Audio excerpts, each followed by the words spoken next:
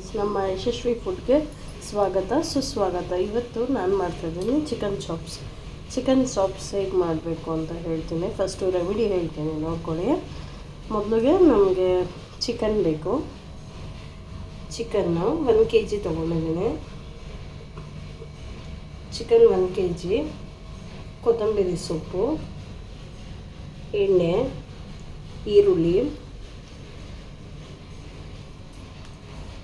ಮತ್ತು ಧನಿಯಾ ಪುಡಿ 2.5 spoon, ಬರೆಖಾರ 2 spoon, sambar ಖಾರ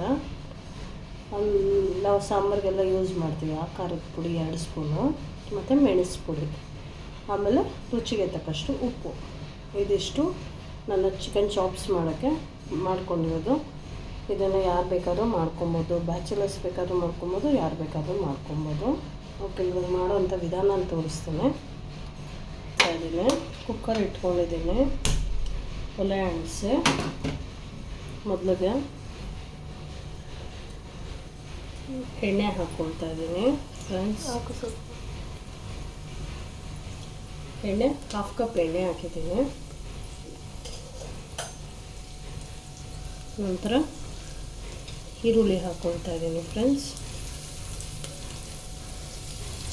ಈರುಳ್ಳಿ ಕುಯ್ದಿರೋವಂಥ ಈರುಳ್ಳಿನ ಹಾಕ್ಕೊಂಡು ನೋಡಿ, ಇದು ಫ್ರೈ ಆಗ್ತಾಯಿದೆ.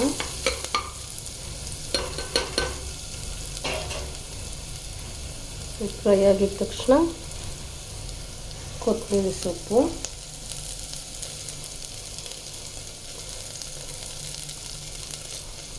ನಮಗೆ ಆಪ್ಷನಬಲ್. ಪುದೀನ ಬೇಕು ಅಂದರೆ ಹಾಕೊಳ್ಳಿ, ಬೇಡ ಅಂದರೆ ಬರೀ ಕೊತ್ತಂಬರಿನೇ ಸಾಕು. ನಾನು ಕೊತ್ತಂಬರಿ ಮಾತ್ರ ಹಾಕಿದ್ದೀನಿ. ಬೇಗ ಆಗುತ್ತೆ, ತುಂಬ ಚೆನ್ನಾಗಾಗುತ್ತೆ. ಮುದ್ದೆಗೆ, ರೈಸ್ಗೆ, ಚಪಾತಿಗೆ, ಪೂರಿಗೆ ಎಲ್ಲ ತುಂಬ ಚೆನ್ನಾಗಿರುತ್ತೆ ಇದು. ನೋಡಿ, ಫ್ರೈ ಆಗಿದೆ. ಈಗ ಚಿಕನ್ ಹಾಕ್ಕೊಳ್ತಾ ಇದ್ದೀನಿ.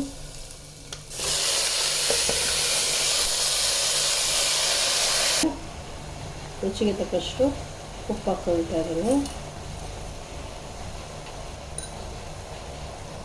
ನೋಡಿ ಫ್ರೆಂಡ್ಸ್, ತುಂಬ ಬೇಗ ಆಗುತ್ತೆ, ತುಂಬ ಸ್ಪೀಡಾಗಿ ಆಗುತ್ತೆ ಇದು. ಎಲ್ಲರಿಗೂ ತುಂಬಾ ಇಷ್ಟನೂ ಆಗುತ್ತೆ ಚಾಪ್ಸು.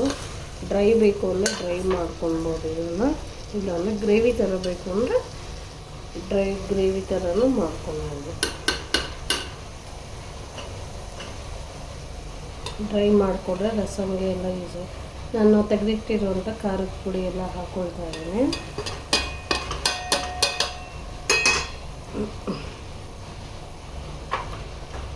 ಅದಕ್ಕೆ ಇವಾಗ ಸ್ವಲ್ಪ ನೀರು ಹಾಕ್ತಾ ಇದ್ದೀನಿ.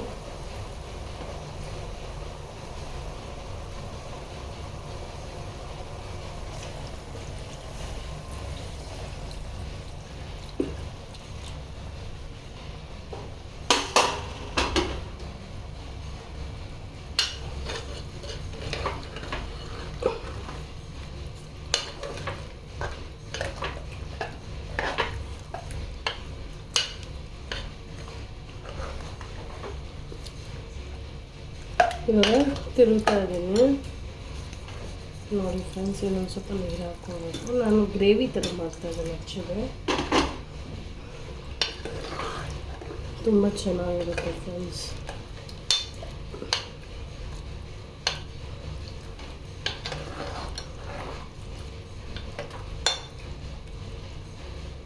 ಕೆಲವು ಕಾರಣಾಂತರದಿಂದ ನಾನು ನೋಡಿ ಫ್ರೆಂಡ್ಸ್, ಇವಾಗ ಕುದೀತಾ ಇದೆ. ಒಂದು ಸತಿ ತಿರುಗ್ಬಿಟ್ಟು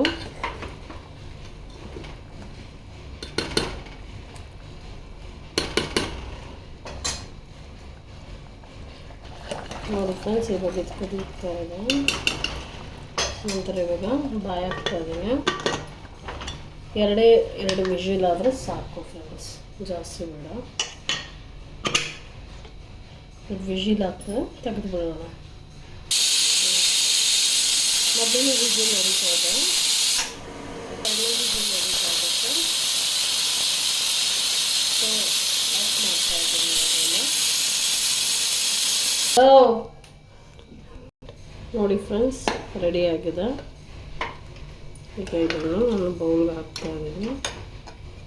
ನೋಡಿ ಫ್ರೆಂಡ್ಸ್, ಚಿಕನ್ ಚಾಪ್ಸ್ ರೆಡಿಯಾಗಿದೆ. ಹೀಗೆ ನೀವು ಮಾಡ್ಕೊಳ್ಳಿ, ತಿನ್ಕೊಳ್ಳಿ. ಇಷ್ಟ ಆದರೆ ಲೈಕ್ ಮಾಡಿ, ಸಬ್ಸ್ಕ್ರೈಬ್ ಮಾಡಿ, ಕಮೆಂಟ್ ಮಾಡಿ, ಶೇರ್ ಮಾಡಿ. Thank you.